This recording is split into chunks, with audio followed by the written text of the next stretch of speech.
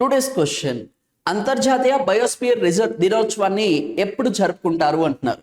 అయితే ఈ డే వచ్చేసి మనకి 3rd నవంబర్ వచ్చేసి సెలబ్రేట్ చేయడం అయితే జరుగుతుంది.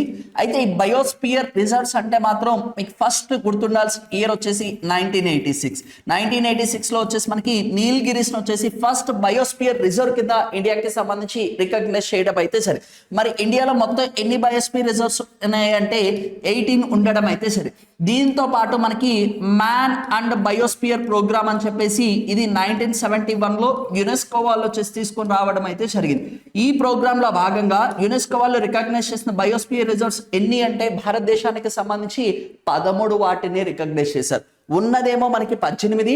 యునెస్కో వాళ్ళు మ్యాన్ అండ్ బయోస్పియర్ రిజర్వ్ కింద రికగ్నైజ్ చేసింది 13. ఆ 13వది రీసెంట్ గా మనకు వచ్చేసి కోల్డ్ డెజర్ట్ హిమాచల్ ప్రదేశ్ లో ఉన్నదాన్ని వచ్చేసి రికగ్నైజ్ చేయడం అయితే జరిగింది. మరి 18 అంటున్నాము, 13 వచ్చేసి రికగ్నైజ్ చేశారు. ఇంకెన్ని రికగ్నైజ్ చేయలేదండి, 5 వాటిని వచ్చేసి రికగ్నైజ్ చేయలేదు. అందులో ఏమేంటి అంటే మానస్ అని గుర్తుపెట్టుకోండి, అస్సాం స్టేట్ లో ఉండడం అయితే జరిగింది.